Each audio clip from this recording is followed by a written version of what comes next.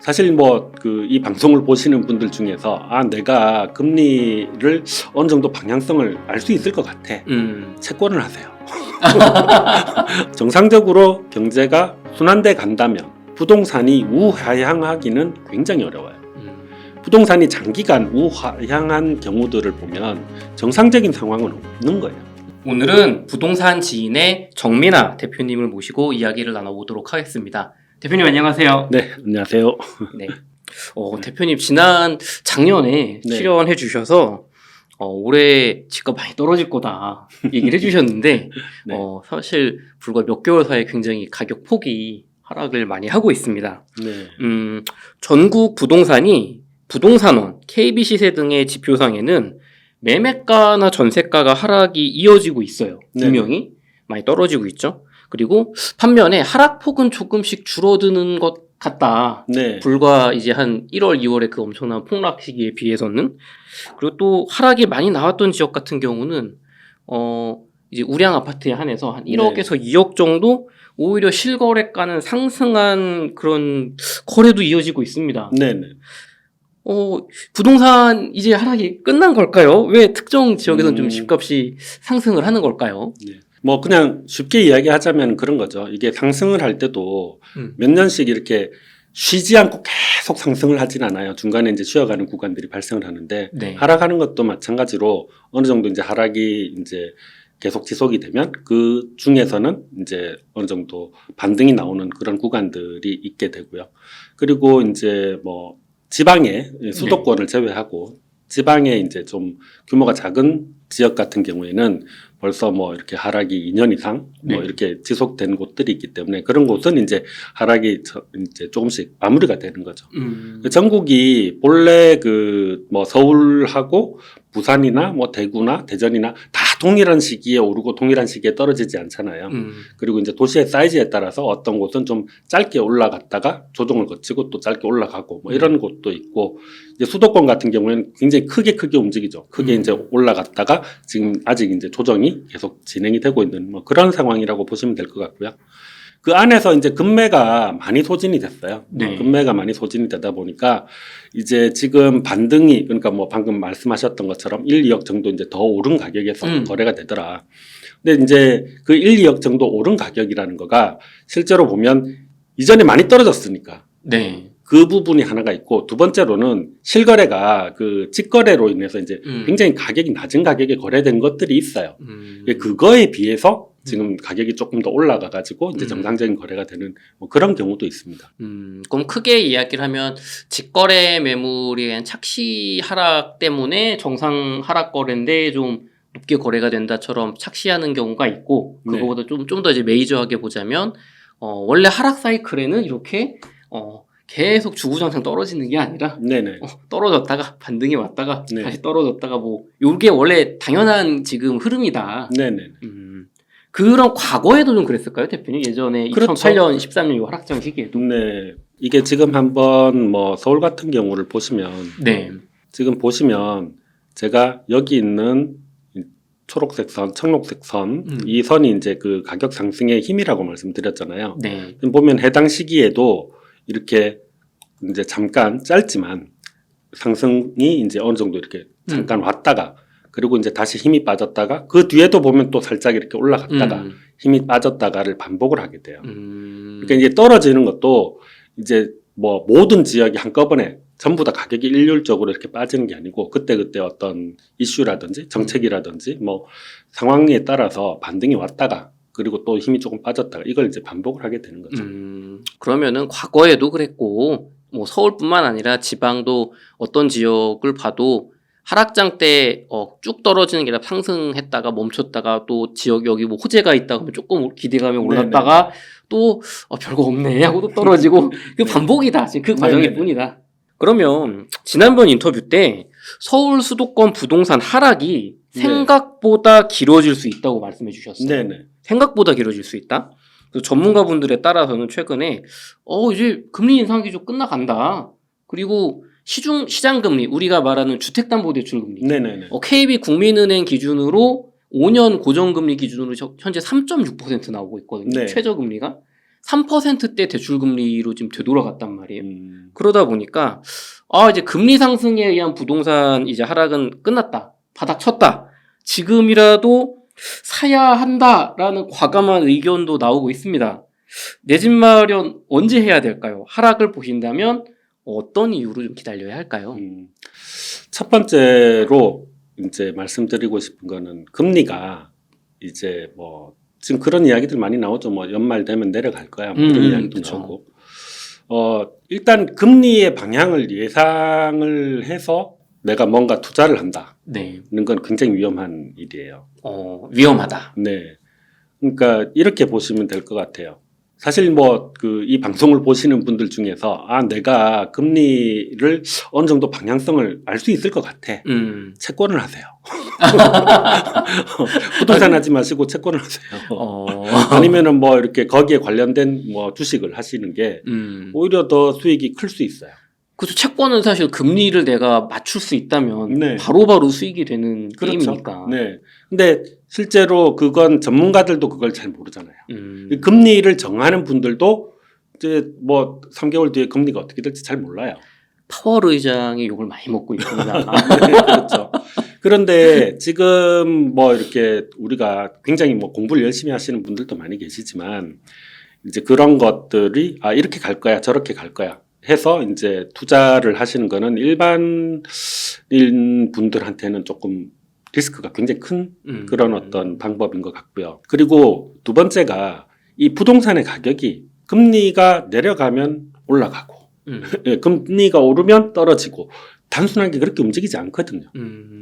그러니까 그렇게 따지면 예전에 이제 금리가 굉장히 높았던 시절도 있는데 그럼 그때는 다 가격이 떨어졌느냐? 7, 80년대에도 집값은 엄청 올랐죠. 네. 그러니까 이게 금리라고 이제 생각을 하시는 것보다는 이제 부동산 가격에 영향을 주는 요소가 굉장히 많이 있는데 그 중에 하나가 플러스 요인으로 전환이 된다. 금리가 내려갔다는 말은 여러 가지 요인들 중에 하나가 플러스 요인으로 전환이 됐다. 그렇게 보시면 될 것 같아요. 그래서 뭐 단순하게 금리가 하반기에 이제 저게 뭐 좀 내려갈 거니까 내려가면 이제 집값이 올라갈 거야. 이런 식으로 접근하시는 거는 조금 권하고 싶지는 않은 방법인 것 같아요. 그리고 제가 이제 하락이 좀 길어질 것 같다 이렇게 이제 말씀을 드렸던 거는 기본적으로는 이제 가격이 어느 정도 조정을 받아가면서 건전하게 이렇게 상승을 해주면 가장 좋은데 그러지 못했어요. 현실적으로 이제 코로나 이후로 지금 19년도, 20년도 저는 한 19년에서 20년 정도에서는 한번 조정을 거쳐야 된다라고 보는 편이었거든요. 그 가격 자체가 소득 대비해 가지고 이제 너무 많이 올라간 그런 경향이 있어서 어느 정도 조정을 좀 거쳐주면 그 뒤에 이제 다시 또 이렇게 어느 정도 상승을 할 수 있겠다 이렇게 판단했었는데 전혀 아무도 예상 못했죠.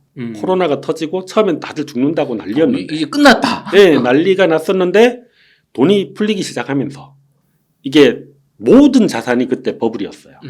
돈이 이제 많이 풀렸으니까 그 과정에서 이제 부동산도 같이 어느 정도 버블이 형성이 됐고 지금은 이제 그 버블이 빠지고 있는 중인 거죠. 근데 이게 많이 형성이 되면 빠지는데도 시간이 좀 걸려요. 그러니까 우리가 뭐 소위 말하면 일본에서 뭐 잃어버린 30년 뭐 이런 이야기 할 때 네. 그게 원인이 여러 가지가 있는데 그 중에 하나는 너무 많이 올랐던 거예요. 그 당시 가격으로 우리나라 사람들은 상상하기 어려운 수준의 이제 부동산 가격이 형성이 돼 있었기 때문에 뭐 지금도 그런 이야기 하잖아요. 도쿄를 팔면 뭐 미국을 다 살 수 있다. 그쵸, 뭐 그쵸, 그런 그쵸. 그 정도로 많이 올랐죠. 네네 그 정도로 이제 그게 갔었기 때문에 그게 이제 조정을 받고 안정화되는데 시간이 많이 걸린 거예요. 그래서 이제 서울 같은 경우도 마찬가지로 소득 대비해 가지고 이제 좀 너무 많이 간 경향이 있으니까 그걸 이제 다시 조정을 받는데 시간이 걸리지 않겠나. 그리고 이제 두 번째로는 동네가 작으면 이게 빨리 조정을 받을 수 있어요. 그러니까 오르는 것도 빨리 올라가고 그리고 이제 조정받는 것도 좀 빨리 빠져가지고 조정을 빨리 받고 그게 가능한데 서울 같은 경우에는 워낙 덩치가 크거든요. 그렇죠. 사실 경기도까지 합쳐 수도권으로 수도권으로 정말 크죠. 치면 우리나라 사실, 절반이니까. 이 수도권이라고 해도 이게 다 개별 요인이 있는데 메인은 서울이 떨어지고 있는데 분당이 오르고 있다. 이렇게 되기가 어려워요. 그러다 보니까 어쨌건 핵심이 되는 그 서울 지역이 어느 정도 이제 이 방향성을 결정을 해주거든요. 근데 이 서울의 방향성이 지금 이제 하락으로 턴을 한 지가 아직 여러분이 생각하시기에는 엄청나게 긴 것 같지만 그렇게 길지 않아요. 그러다 보니까 이제 조금 더 그걸 거쳐서 사람들의 어떤 그 심리 같은 것들을 좀 바꿔줘야 되지 않을까. 네. 아직도 여러분들 다 그 생각하시거든요. 다시 오를 거야. 요즘 다시 오른다. 네, 그렇게 이제 생각하시는 분들 많이 계시니까 사실은 이제 그런 그 심리가 좀 방향성이 바뀌어줘야 시장이 실제로 이제 좀 안정화가 돼가는 그런 게 되지 않을까 싶습니다. 그러면은 대표님 얘기는 19년, 20년 정도는 조정이 좀 왔어야 되는데 건전한 조정이 코로나로 인한 어떤 유동성 버블에 의해서 조정될 시기에 너무 많이 올랐다. 네네. 그래서 그게 지금 이제 그 거품이 이제 제거되는 시기 정도밖에 빠진 게 없기 때문에 아직은 더 빠져야 된다. 그렇죠. 빠진다라고 하는 거가 지금 이제 전체 평균 가격에서 어느 네. 정도 이제 약세를 보이는 형태인 거죠. 네. 지금 그 지난 한 몇 개월 동안에 빠졌던 것처럼 그런 폭락하는 장세를 이야기하는 게 아니고요. 네. 폭락으로 이렇게 단기간에 막 쭉쭉쭉쭉 가격이 막 자고 일주일마다 5천씩 내려가는 게 아니라 네네네. 1, 2년 동안 이렇게 조금 올랐다가 좀 더 떨어졌다 이렇게 하면서 결과적으로는 한 1년 지나니까 한 1억 떨어져 있네. 네네네. 그죠. 그렇게 그렇게 이제 거래량이 늘면서 네. 되는 그런 건전한 조정장. 네. 그럼 그런 게 조금 길어질 수 있다라고 말씀해 주셨는데 그럼 네. 언제 정도까지 그게 좀 갈 수 있을까요? 조정이? 이거는 사실은 이제 그 경제 상황하고 같이 맞물려 있는 거예요. 그러니까 제가 그 저번에 그런 이야기 잠깐 드렸었는데 물가는 해마다 네. 꾸준히 올라가요. 꾸준히. 물가는 해마다 꾸준히 올라가는데 주택 가격은 그러지 않거든요. 쉬었다가 갑자기 오르고 네. 떨어지고. 그게 이제 그 아파트가 우리 지금 아파트 이야기를 하고 있으니까 아파트라는 상품, 아파트라는 거의 성격이 하나의 상품으로서 우리가 이제 살고 있는 집 그러니까 뭐 이렇게 굉장히 인테리어가 잘 돼 있다든지 편의시설이 좋다든지 뭐 이런 어떤 상품으로서의 가치와 자산으로서의 가치가 공존하는 거예요. 네. 그러다 보니까 이제 그 자산으로서의 가치 때문에 이게 갑자기 폭등하게 되는 거죠. 그런데 한편으로 이제 이 상품으로서의 가치는 그렇지 않아요. 특히 이제 주택으로서의 가치를 보면 우리가 물가가 올라간다라고 하면 이게 같이 올라가야 되는 거예요. 예. 그쵸. 뭐 원자재가 올라가고 물건값이 올라가듯이. 그렇죠. 인건비도 올라가고 뭐 재료비도 올라가고 하니까 이건 꾸준히 올라가야 되는 거예요. 근데 이제 이게 그 자산으로서의 성격이 좀 강하게 나올 때는 가격이 이제 폭등을 하게 되고 예, 상품 이 주택이라는 종목 자체의 어떤 성격으로 보자면 장기간 놓고 봤을 때는 거의 물가 상승률하고 뭐 비슷비슷해요. 그러니까 이제 우리가 그 이게 가격이 좀 이 아파트의 가격이 많이 가주려면 전제 조건이 있어야 되는 거예요. 그게 하나가 우리 모두가 부자가 되는 상황인 거예요. 그러니까 국가의 경제 성장률이 뭐 한 10%를 갔다. 부동산 당연히 난리가 나겠죠. 그쵸. 네. 근데 경제 성장률이 마이너스를 갔어요. 안 좋아. 예. 근데 집값이 올라. 이거는 말이 안 되는 이야기인 거예요. 그러니까 지금 한 2년 정도 기간 동안에 물가 상승률보다 네. 예, 아파트 가격 상승률이 낮아요. 지금 실제로 여러분들이 뭐 이렇게 22년과 21년을 이렇게 놓고 보면 가격 상승률이 물가 상승률보다 낮은 곳에 있어요. 네. 그러면 그 말은 그 이전 기간에는 물가 상승률보다 아파트의 가격 상승률이 더 높았죠. 그래서 최근 뭐 한 7, 8년 동안 많이 올랐죠, 네네네. 정말. 그러다가 이제 이게 지금 역전이 돼 있는 상태인 거예요. 네. 그러면서 이제 실질 가치가 어느 정도 이제 부합하는 그 선까지 따라 올라오게 되겠죠. 서울 같은 경우에는 지금 이게 실질 가치가 따라오는 거를 좀 쉽게 가려고 하면 물가가 만약에 네. 이제 올해도 그렇고 내년도 그렇고 많이 올라요. 네. 근데 아파트 가격이 별로 안 올랐어요. 음. 이러면 갭이 굉장히 빠르게 겹쳐지겠죠. 그쵸. 네. 근데 반대로 물가가 안 올라요. 네. 물가가 안 오르고 경기가 굉장히 나빠졌어요. 네. 네. 이렇게 되면 이게 애매해져요.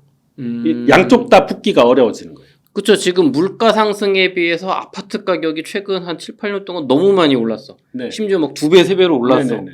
그래서 이건 말이 안 돼. 그래서 얘가 좀 떨어지고 있는데 요 물가가 이제 집값이 조금씩 떨어지고 조정받을 때 그만큼 올해 내년에 네. 많이 올라준다면 네네. 이게 이제는 너무 비싼 게 아니게 되는데 그렇죠. 경제도 성장을 하고 경제도 안 좋고 뭐 마이너스 뭐 GDP 역성장하고 네네네. 아니면 올해 물가 상승률 0.5% 막 이러면 네. 이제 이게 못 붙는 거니까 여전히 고평가인 네네네. 거다 아파트가. 그렇게 되는 거죠. 그러면서 이제 서서히 빠진 거예요. 서서히. 아파트 쪽이. 너무 실질 가치들이 비싸니까. 그렇죠. 그러면 결국에는 생각보다 길어질 수 있다고 말씀을 해주셨는데 만약에 경제가 성장이 올해나 내년에 예상보다 견고하고 크게 경기 침체 없이 잘 넘어가고 네네. 인플레이션 네. 물가 상승이 높다면 네. 이 하락의 조정 기간은 짧아질 수도 있는 그렇죠. 거겠네요. 반대로 지금 걱정하는 것처럼 경기 침체가 하반기에 굉장히 강하게 오고 경제 성장률도 낮고 뭐 무역 수지도 계속 적자가 나고 인플레이션도 빠르게 잡혀서 되게 네. 맞다 뭐 2% 이하로 갔다 정말 한국은행 목표대로 네네네. 그러면 예상보다 이 따라잡으려면 많이 걸릴 수 있다. 그렇죠.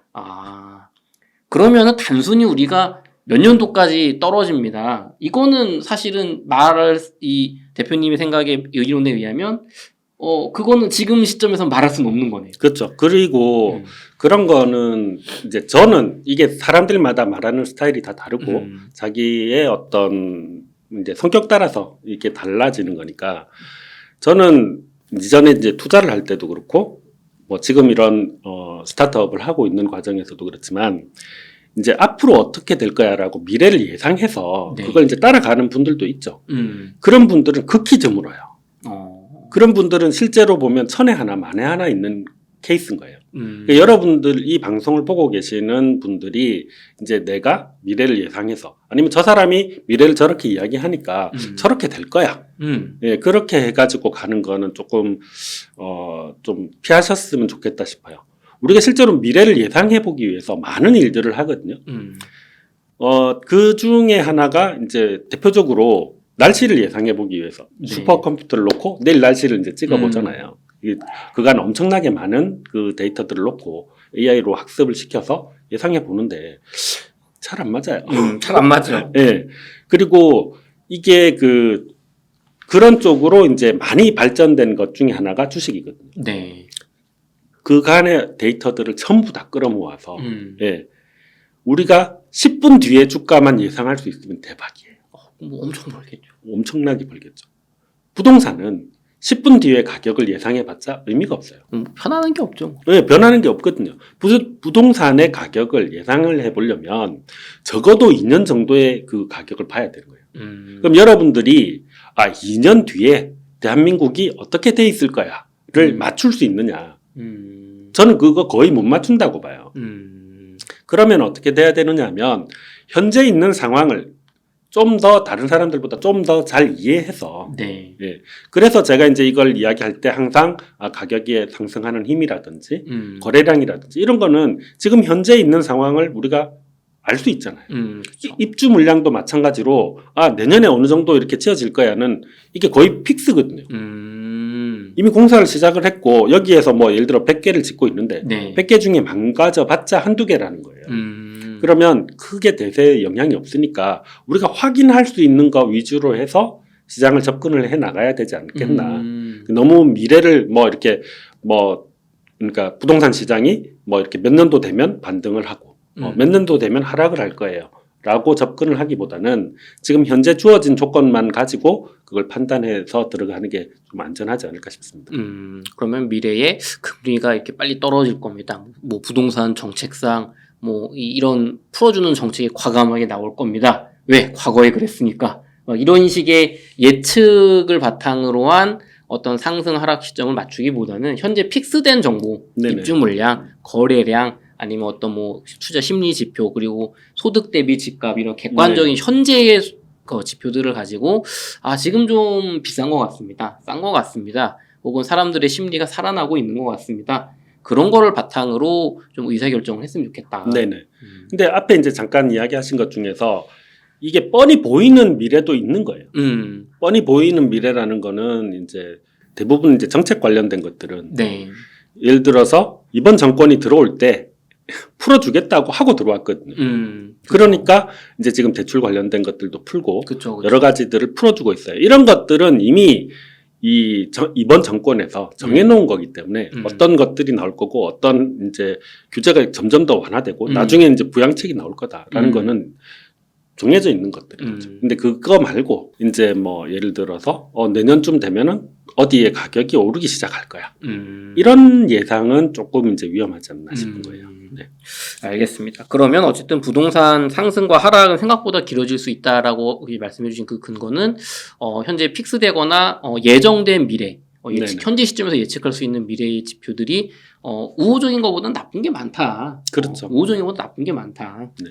그리고 그게 좀 단기간에 끝나려면 인플레이션이 약해가 물가 상승이 적어야 되고 많아야 되고 네. 물가 상승이 많이 돼야 되고 경제가 침체로 가지 않고 좀 국가 경제 성장률이 높아져서 네네. 경제가 좋고 뭔가 화랑이 돼야 된다. 네. 근데 현재로서는 조금 쉽지 않아 보인다. 네네.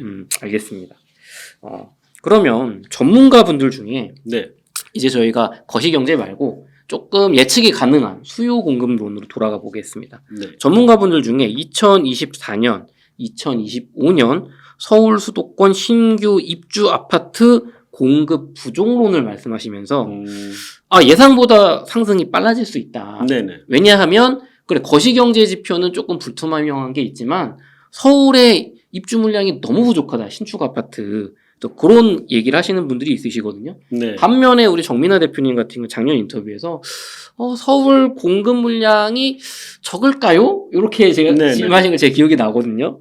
속 시원하게 네. 서울 수도권 향후 2, 3년간 공급 물량이 적절한지 좀 데이터로 알려주실 수 있을까요? 네. 지금 여기서 보이시는 이 그 숫자들이 서울에서 이제 입주가 확정이 돼 있고 이제 지금 현재 지어지고 있는 것들이에요. 보시면 23년 하고 이제 23년, 24년 해가지고 이제 쭉 앞으로 지금 이거는 이제 분양이 된 그 물량들 위주로 이제 그 제공을 하고 있는 거거든요. 네. 요 뒤에 그 파란색 면으로 되어 있는 선이 지금 확정될 연별 입주 물량일까요? 그러니까 이게 그 밑으로 보면 월 단위로 예를 들어 여기 막대가 이제 크게 올라와 있는 게 있죠. 네. 예. 이게 이제 아마 둔촌주공일 거예요. 네네. 예. 입주가 1월. 네. 네. 입주가 예상이 돼 있는 것들이고 24년도 같은 경우에는 지금 16,000 정도 되죠. 16,000. 빨간 선은 그 해에 서울에서 필요로 하는 수요량. 네네네. 저희가 이제 예상해가지고 요 정도. 그러니까 그 저게 본래는 국토부에서 네. 예전에 이제 장기주택 종합계획을 수립을 할 때 네. 해당 지역에 어느 정도 주택이 필요해라는 그거를 만드는 방식이 있었어요. 네. 그걸 이제 저희가 차용을 해와가지고 이걸 제공을 하고 있어요. 네네. 근데 저거는 실제로 넘어가면 수요가 많은 거, 공급이 많은 거고, 저거보다 부족하면 뭐 적은 거야. 이렇게 딱 판단하기 참 어려워요. 이렇게 생각해 보시면 돼요. 저거는 이제 어느 정도 기준, 요 정도보다 너무 과하게 많구나. 요 정도보다 너무 과하게 적구나. 이렇게 보시면 될 거라고 생각하고요. 이제 지금 일단 보시면 24년에 16,000 조금 넘고 17,000이 좀 안 되는 이 정도 숫자면 다른데 여러분들이 이제 입주 물량을 확인하시기 위한 방법이 뭐 몇 가지 있잖아요. 그럼 이제 뭐 이렇게 아시는 어플들 몇 개 이렇게 해가지고 23년에 몇 세대 정도 들어오고 네. 24년에는 몇 세대 정도 공급이 되는구나. 한번 비교를 해보세요. 그러면 회사마다 이 수치가 조금씩 달라요. 부동산 이런 부동산 지인뿐만 아니라 어플마다 다르다. 네. 저 정보를 수집하는 기준이나 이제 저희 같은 경우에는 이제 분양이 된 거 위주로 공급을 이제 그런 숫자들을 제공을 해요. 그리고 이제 확인할 수 있는 거 위주로. 그러니까 저기 들어가 있는 모든 숫자는 지도 위에서 그 위치를 다 확인할 수 있어요. 그러니까 명확하게 이게 되고 있는 거야라는 것만 밖으로 내놓는 거예요. 그러니까 대부분의 아마 다른 회사들도 이제 그와 유사한 어떤 본인들만의 기준을 가지고 이걸 진행을 하겠죠. 그러면 이거는 현재 분양이 된 거고. 네. 서울에서 이제 분양이 안 된 아파트들도 있어요. 분양이라는 건 우리가 이 판매를 했다, 판매가 완료가 됐다, 분양이 끝났다, 네네네. 청약이 끝났다. 네. 근데 아직 청약을 하지 않은 단지들도 있다. 직구는 있는데. 네네. 이게 이제 뭐 소위 말하면 이제 후분양이라고도 하고. 네네네. 특히 이제 재건축 재개발에서 뭐 이 규제 때문에 네. 그리고 이제 분양가 때문에 이제 트러블이 생겨서 후분양을 가겠어라고 하고 이제 뒤로 밀리는 그런 곳들이 이제 서울엔 좀 많이 있죠. 네네. 그게 현재 시공 중인 아파트가 전체에서 26,000세대가 좀 넘어요. 26,000세대가 지금 짓고는 실제로 지도상에서 짓고 있는데 네, 아직 분양을 안 해서 네, 아직 뭐 입주 물량이 잡혀 있지 않다. 네. 그래서 이제 이거를 연도별로 이렇게 해가지고 보면 네. 우리가 24년에 한 16,000세대 된다고 했잖아요. 그렇죠. 17,000이 너무 좀 적어요. 넘어요. 막 4만 세대 넘고. 네네네. 그런데 이게 지금 짓고 있으면서 24년에 입주할 걸로 보이는 거가 9,000세대가 넘어요. 곧 분양하거나 뭐 후분양해서 24년에 입주될 거야. 크게 네. 문제 없을 것 같아. 이미 짓고 있으니까. 짓고 있으니까. 이미 짓고 있고 이게 건물들이 올라오고 있는 상황이 있다 보니까 저게 지금 9,000세대가 넘으면 네. 저거 두 개를 합하면 대략 한 25,000, 26,000세대 정도 되는 거예요. 그렇죠. 그러면 지금 우리가 23년도에 3만 세대 좀 넘게 공급이 됐어요. 네. 3만 세대 좀 넘게 공급이 됐고 지금 24년도에 16,000이라고 생각했던 분들 다른 데 보면 아마 저거보다 숫자가 더 적은 적게 경우도 있어요. 나오는 경우들도 있을 거예요. 그럼 이제 그 전문가분들도 이제 공급 물량이 적다라고 이야기하시는 전문가분들이 잘못된 게 아니에요. 왜냐하면 그분들은 이제 공공이나 네. 아니면 이제 다른 저희 같은 업체에서 제공하는 정보들을 받아서 그걸 이제 보는 거지 본인들이 일일이 그걸 뛰어다니면서 정보를 수집하는 건 아니란 말이에요. 우리 예를 들어서 뭐 이렇게 통계청에서 우리 올해 얼마예요 이렇게 이야기했는데 쟤들이 한 거를 내가 한번 검수를 해봐야지 하면서 일일이 그 과정을 다시 하진 않잖아요. 그렇죠. 그러다 보니까 이제 제공되는 정보들을 이제 밖에 나와 있는 정보들을 보고 이 정도면은 물량이 너무 적은데? 라고 이제 생각하시는 분들도 계실 수 있는 거죠. 근데 실제로 보면 이제 이미 그 공사를 해가지고 내년에 입주를 앞두고 있는 게 9,000세대가 넘어가더라. 그럼 이제 저걸 더 하게 되면 대략 한 26,000세대 가량이 되겠죠. 26,000세대 정도면 과연 이게 26,000이 많이 적은 거냐 하는 문제가 발생하는 거예요. 적긴 적은 거 아닌가요? 적긴 적죠. 지금 예를 들어서 뭐 22년에 36,000에서 23년에 3만이 됐고 네. 24년에 뭐 한 25,000, 26,000 이렇게 됐다. 그러면 이게 입주하는 것들이 분명히 줄어들고 있는 거거든요. 줄어들고 있는 거지만 이제 정부에서 저 숫자에 안 잡히고 있으면서 계속 공급되고 있는 것들이 임대주택들이 있어요. 그래서 이제 이런 것들을 다 합했을 때 그리고 저게 공급량이 적어도 네. 이런 걸 한번 생각해 보세요. 가격이 오르고 있어요. 네. 제가 봤을 때도 내년에도 오르고 내후년에도 오를 것 같아요. 그런데 공급량이 적어요. 그러면은 가격 상승에 불이 붙겠죠. 그렇죠. 공급이 부족한데 집값이 오르는데 공급도 부족하다. 네. 근데 뒤집어서 이렇게 한번 보세요. 가격이 떨어질 것 같아요. 지금 현재도 떨어지고 있고 네. 내년에 더 떨어질 것 같아요. 네. 공급이 부족해요. 오를까요? 공급이 부족하긴 한데 요즘 뭐 경기 침체 온다고 하니까 네. 좀 사야 되나 그냥 전세로 한 바퀴 그렇죠. 돌릴까? 네. 그러니까 임대 거래가 굉장히 많은 거예요. 지금. 사람들이 이제 불안해하니까. 네. 그리고 또 한 가지가 지금 이게 24년도 물량이고 25년도 물량을 한번 보시면 네. 25년도에도 지금 입주 앞두고 있는 게 한 8,600세대 돼요. 그러면은 앞에서 25년도에 21,000세대니까 이거 더하면 거의 3만 세대거든요. 그렇죠. 네. 26년도 거는 이제 지금도 계속해서 뭐 이렇게 그 분양이 진행이 되는 중이니까 저게 이제 확정이 돼야 그 숫자가 정확하게 나올 거예요. 근데 아마 그렇게 저게 급작스럽게 늘기는 쉽진 않을 거예요.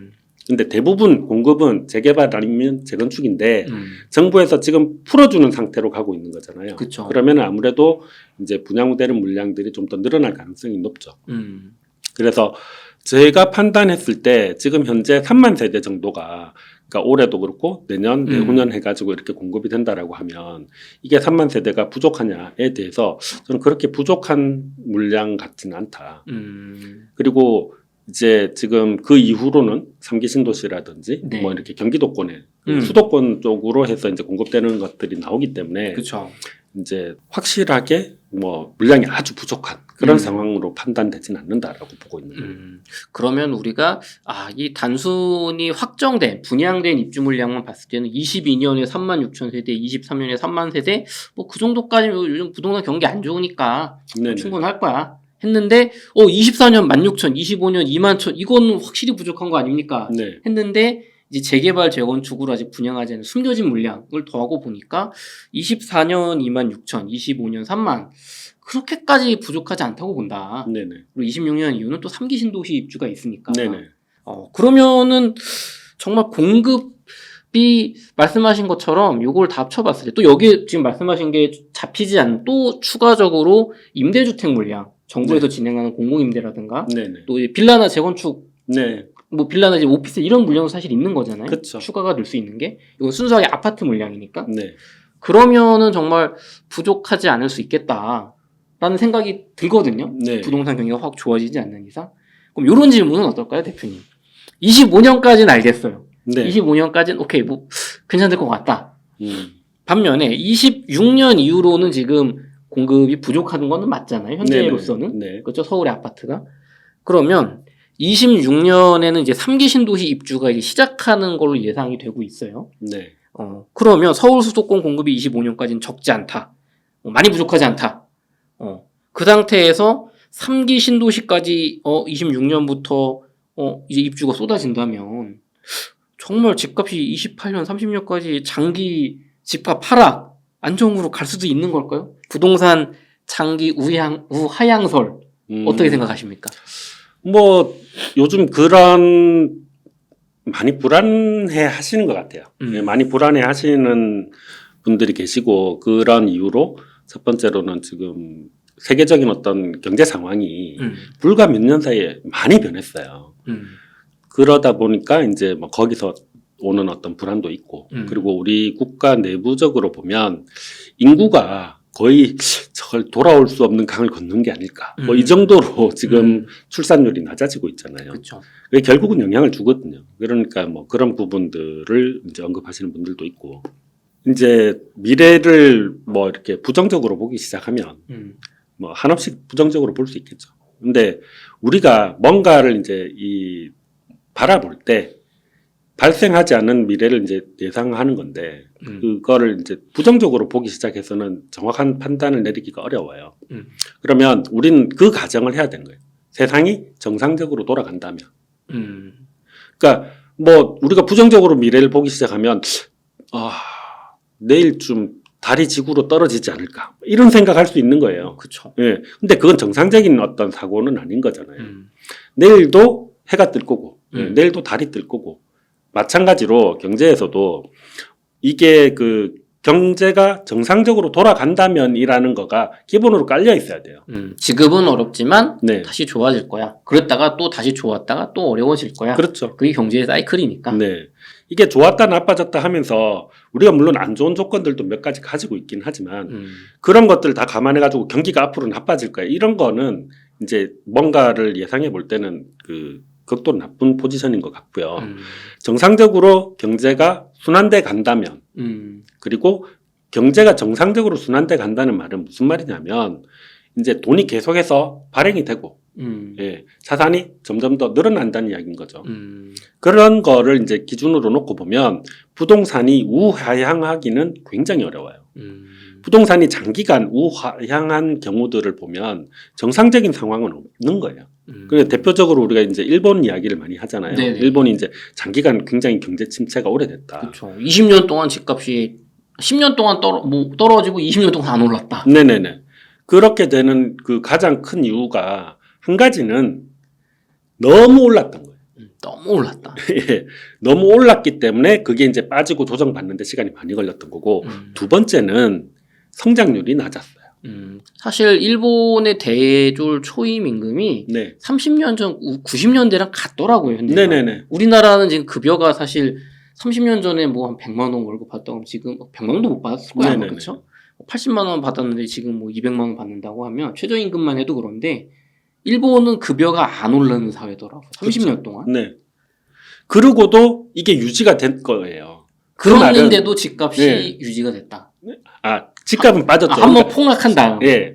폭락하고 어느 정도 이제 버티기도 하고 좀 빠지기도 하고 이렇게 됐는데 제가 이제 그러고도 유지가 됐다는 말은 그 사람들 생활이 유지가 됐다는 이야기예요. 생활이 유지가 됐다. 예. 그 사람들의 생활이 유지가 됐다는 거는 물가가 이 사람들 월급만 안 오른 게 아니고 나머지 물가도 안 오른 거예요. 거기 뭐 20년 만에 저 뭐 한 1,000원짜리 하는 과자 값을 올렸죠. 네, 뭐 그런 이야기들 요즘 이제 뭐 일본에서 야 물가가 오르기도 하네 뭐 이런 이야기가 나온다 그러는데 실제로 그 물가가 안 오른 거예요. 소득도 안 오르고 물가도 안 올랐기 때문에 이제 그런 상황이 발생을 한 건데 우리나라 같은 경우에 이제 정상적인 어떤 사이클로 간다라고 봤을 때 첫 번째로 일본만큼 가격이 올랐었느냐 그렇게 오르지 않았어요. 서울을 팔면 미국을 다 살 수 있다 이런 이야기는 저 들어본 적이 없거든요. 많이 올랐다 하지만 정말 일본의 그 버블 붕괴만큼 정말 그거는 상상을 초월할 만큼 너무 단기간에 많이 올랐고 우린 그 정도가 아니다. 네네. 비교가 안 된다. 네. 그리고 이제 두 번째로 우리가 지금 현재 이제 물가가 어느 정도는 지금 상승할 수밖에 없는 상황에 있어요. 인건비도 오르고 물가도 오르고 이렇게 돼 있는 상황이고 이제 그거에 대해서 뭐 한은에서도 그렇고 정부에서도 그렇고 이제 물가를 잡고 뭔가 이렇게 경제를 안정적으로 돌리기 위해서 노력을 많이 하고 있잖아요. 그러면 이제 첫 번째로 일본만큼 많이 안 올랐고, 예, 뭐 전쟁이 나거나 이런 상황도 아니니까 정상적으로 이제 경제가 운영이 돼 간다라고 봤을 때는 돈은 늘어나는 방향으로 갈 수밖에 없어요. 이게 그 소위 말하면은 시중에 이제 돈들이 줄어드는 상황이다. 유동성이 이제 줄어들고 있다. 이렇게 하면 경제가 정상적인 상황이 아닌 거잖아요. 정상적인 상황에서는 돈이 계속해서 늘어나야 되니까. 그러면 이 부동산에서 기본적으로 가지고 있는 성격, 물가와 연동이 되고 그리고 이제 자산이라는 성격 이런 것들을 가지고 보면 우상향하는 것이 정상이에요. 그럴 수밖에 없는 거고. 여러분들이 한번 생각해 보세요. 여러분들 인건비가 10년 뒤엔 지금의 반토막이 날 겁니다. 월급이 반으로 줄어. 예, 말이 안 되는 소리잖아요. 예, 이 그 주택이라든지 특히 토지는 그 가치가 이미 본질적으로 내재되어 있기 때문에 그렇게 우하향을 장기적으로 가기가 쉽지 않다. 그렇게 가려고 하면 이제 정말로 뭐 힘든 상황이 돼야 되는 건데 그 저는 우리나라의 미래를 그렇게까지 어둡게 보고 싶지는 않거든요. 네. 그러면은 앞으로 뭐 한 4, 5년 동안 대한민국 퍼펙트 스톰이 온다고 해서 정말 경제도 IMF급으로 문제가 생기고 뭔가 대외 변수도 안 좋고 모든 게 안 좋다면 뭐 그럴 수도 있겠지만 네. 그럴 가능성보다는 요 위기를 또 극복을 하고 정상적인 수준의 그러니까 아주 화랑은 아니더라도 그냥 네네. 보통 정도는 되는 경제 수준으로 갈 거라고 가능성이 높기 때문에 그렇게 된다면은 인플레이션만큼 결국엔 요 고평가된 가치가 계속 이제 맞아 들어가기 때문에 네네네. 28년, 30년 이렇게 장기 집값 하락 안정으로 단순히 수요 공급만으로 그게 될 수가 없다. 네네. 수요 공급도 결국은 집값을 결정한 하나의 요인이지. 네. 요게 전부가 아니기 때문에. 네네. 하긴 또 말씀 들어보면 공급이 엄청나게 많아서 지금 막 서울의 아파트 여기저기 막 짓고 있다고 해도 공급량이 2배가 된다고 해도 가격이 막 지금 가격에서 50%가 더 떨어져요. 지금 가격에서 20억 고점을 21년 찍었던 게 네. 막 14억까지 떨어졌어요. 지금 30% 떨어졌다. 여기서 또 50% 7억까지 떨어져. 그러면은 공급이 많아도 사실 것 같거든요. 그렇죠. 그쵸? 네. 그러니까 가격이 중요한 거지. 결국에는. 네네. 알겠습니다.